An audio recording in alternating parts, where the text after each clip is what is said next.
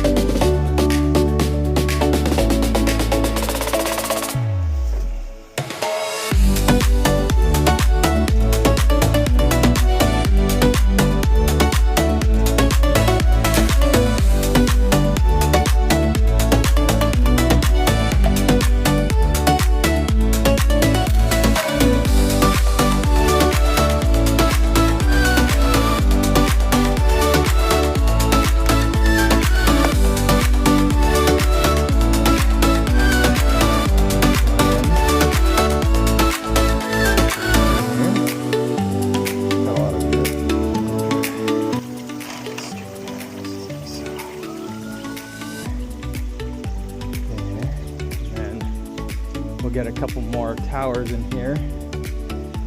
I have 2 more towers that I'm going to bring out. 5 and 6. 2, 3, 4, 5, 6. Probably have to move tomatoes down because this stuff is going to grow over. Tomatoes need to be out in the sun. So hopefully these aren't so. Hopefully they'll get enough sun.